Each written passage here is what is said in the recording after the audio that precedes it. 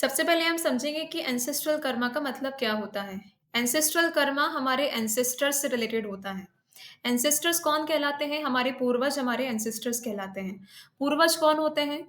हम सभी की जो ब्लड लाइन में जितने भी व्यक्ति हमसे पहले रह चुके हैं, ठीक है? वो सभी हमारे पूर्वज कहलाते हैं। फॉर एग्ज़ाम्पल हम सभी अपने माता-पिता के मिलने से ही बनते हैं।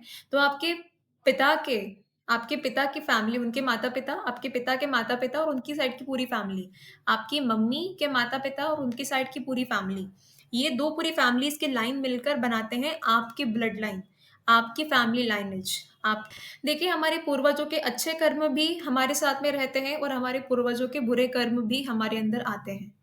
ठीक है? अगर अच्छे कर्म हैं, तो वो हमारे हमेशा सदैव काम आते हैं, वो हमें ब्लेसिंग्स देते हैं, वो हमें लाइफ में आगे बढ़ने में मदद करते हैं। लेकिन हमारे पूर्वजों के जो बुरे कर्म हैं, ठीक है? जो अधूरे कर्म हैं, वो भी हमारे साथ में आते हैं और वो हमें अपनी लाइफ में आगे बढ़ने से रोकते हैं। ठीक है?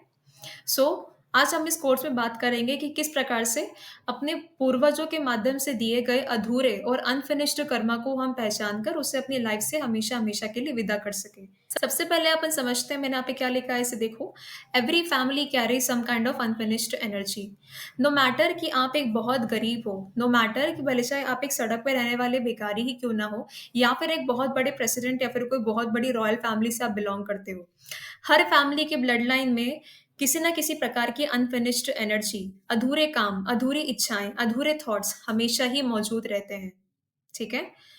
अनफिनिश्ड एनर्जी यानी कि आपके अनफिनिश्ड थॉट्स, अनफिनिश्ड इमोशंस, आपके अनफिनिश्ड कर्मा जो कि आपके पूर्वज अपने टाइम पे कंप्लीट नहीं कर पाए थे, वो अधूरे रह गए हैं, तो क्या होता है, वो हमारी आगे आने वाली जनरेशन के अंदर ट्रांसफ़र होते हैं। ये जो हमारा एंसेस्ट्रल कर्मा है ना दोस्तों, ये हमेशा by blood, by genetically transfer होता है। इस पे कभी किसी का कोई कंट्रोल नहीं रहता है, ठीक है? कोई भी व्यक्ति ये नहीं चाहता है कि भई जो मेरी जो जो जो जो बुरे कर्म मैं कर रहा हूँ, वो मेरी आगे आने वाली पीढ़ी को भी भुगतना पड़े। ऐसा कोई चाहेगा? क्या आप कभी चाहोगे कि भई आपके लाइफ़ में आप जो कुछ भी बुरे कर्म कर रहे हो, वो आप ही के माध्यम से आगे आने वाली पीढ़ी भुगते?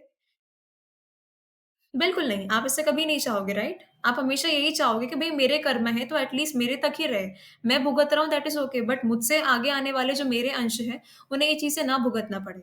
अब ये एंसेस्ट्रल कर्मा एग्ज़ैक्टली किस चीज़ से बना होता है? आपका ये एंसेस्ट्रल कर्मा बनता है आपके पूर्वजों के थॉट्स से, ठीक उसी प्रकार से इमोशंस, ठीक है? इमोशंस क्या होते हैं? हमारी भावनाएँ। आपके पूर्वजों ने जिस प्रकार की भावनाएँ अपनी लाइफ़ में most of the time feel करी होती है ना, most of the time feel करी होती है, वो भी बाय ब्लड हमारी आगे आने वाली जनरेशन के अंदर ट्रांसफ़र होती है।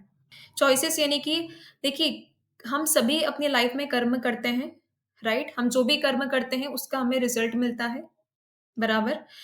जिस प्रकार का आप कर्म कर रहे हैं, अगर आप अच्छे कर्म कर रहे हैं, तो अच्छे कर्म में आपको अच्छे फल मिलते हैं। अगर आप बुरे कर्म कर रहे होते हैं, तो बुरे कर्म में आपको बुरे फल मिलते हैं। ठीक है? तो ये जो फल मिलते हैं ना, ये फल खाली आपको नहीं मिलते हैं।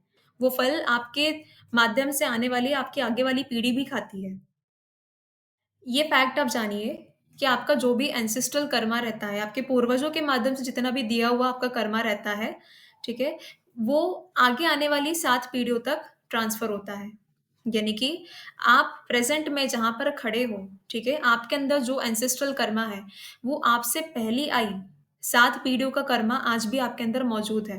ठीक उसी प्रकार से वर्तमान में आप अपनी लाइफ़ के अंदर जो भी कर्म करोगे, जिस प्रकार के विचार सोचोगे, जिस प्रकार की भावनाएँ बार-बार प्रैक्टिस करोगे, जिस प्रकार के आप डिसीज़न्स लोगे, वही चीज़ें आपकी बाद आने वाली 7 जनरेशंस को भी अफ़ेक्ट करेगी, उनके साथ में कैरी फॉरवर्ड होगी, ठीक है? तो ये 7 बाय 7 का फैक्टर एंसेस्ट्रल कर्मा में काम करता है। अब ये जो एंसेस्ट्रल कर्मा है, ये रिलीज़ कैसे होता है? आपका एंसेस्ट्रल कर्मा तब रिलीज़ होता है, जब कोई व्यक्ति इतना जागरूक हो जाए कि वो समझ पाए कि भई ये एंसेस्ट्रल कर्मा है। ये कर्मा मेरा नहीं है, ये मेरे पूर्वजों से आया हुआ है। ये पूर्वजों का कर्मा है, जो कि मुझे जानकर रिलीज़ करना है। You are that soul now. आप अपनी फैमिली लाइनेज के वो पहले व्यक्ति हो, जिसने ये फैसला लिया है कि मैं अपनी फैमिली के पैटर्न्स को समझूँगा। कर मैं उन्हें रिलीज़ करूँगा, उन्हें हील करूँगा ताकि ये मेरी लाइफ़ को कंट्रोल ना कर सके। अगर आप इस कोर्स के प्रति नेचुरली पुल हुए हैं, ठीक है? तो डेफ़िनेटली आप ही वो सोल हैं जो कि अपनी लाइफ़ के एंसेस्ट्रल कर्मा को पहचानेंगे और उसे पहचान कर उसे हील करेंगे, उसे रिलीज़ करेंगे, ठीक है? ताकि आपकी लाइफ़ अपने पूर्वजों के नेगेटिव कर्मा से कंट्रोल ना हो।